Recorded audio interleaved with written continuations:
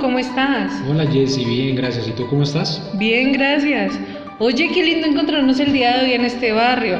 Así podremos hablar un poco de su historia y de todo lo que sucedió en La Merced durante el siglo XX. Claro, ¿por qué no hablar de ella? Comencemos hablando un poco de las casas del barrio. Así es. De hecho, han transcurrido exactamente 106 años en el que el Colegio San Bartolomé se encontraba ubicado en la Plaza de Bolívar.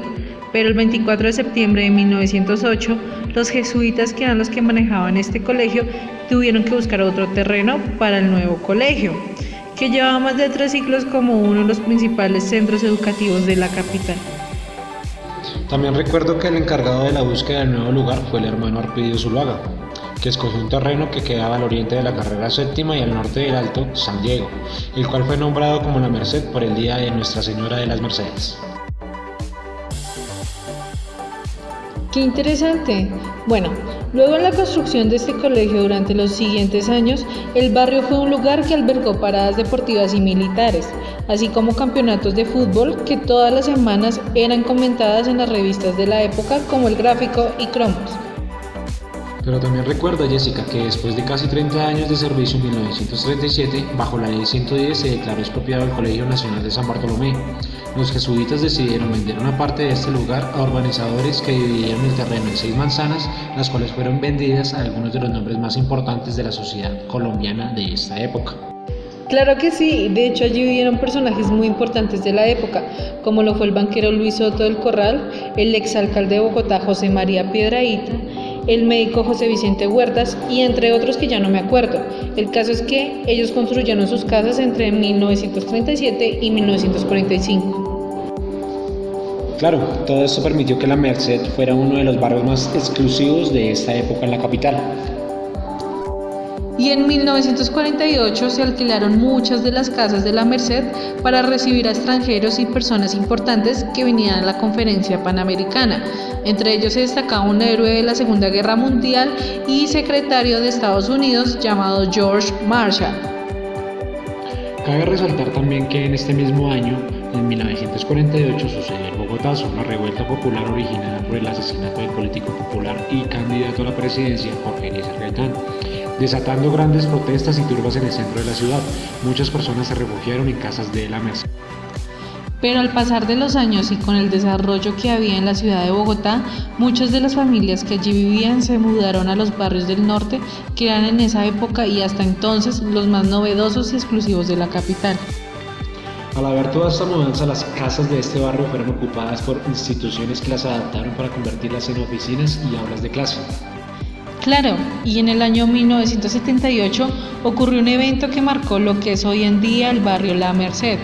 El banquero Jaime Michel Uribe vendió su casa a la institución educativa Colegio de Estudios Superiores de Administración, CESA, las cuales se expandieron en muchas de las casas del barrio, conservando su historia.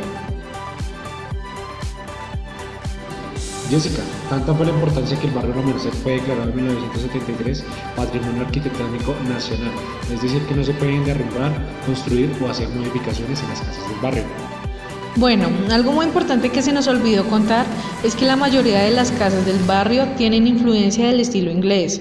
Diseñadas por el arquitecto Carl Risch, estas casas tienen estilo neogótico y Tudor. Se caracterizan por techos altos, barandales y fachadas de ladrillo, copiadas del estilo de Londres en el siglo XX. Por eso mismo este es uno de los barrios más imponentes de la capital de Bogotá. Claro, contando ya la historia de sus casas, recordemos un poco del vestuario que se usó en esta época. Como tal, en 1930 la moda era más ligera y libre, está privilegiando las siluetas de las mujeres de la clase alta de la ciudad. Se elaboraban vestidos con el talle en su lugar, largas cadenas en el cuello y en las muñecas, carteras acolchadas y camelias falsas en la solapa de la chaqueta. Recordemos que a principios de la década no se usaron colores tan vivos, pero poco a poco pasaron a ser más llamativos. El vestuario es muy sofisticado. Los trajes de noche moldean el cuerpo sin restarles movilidad.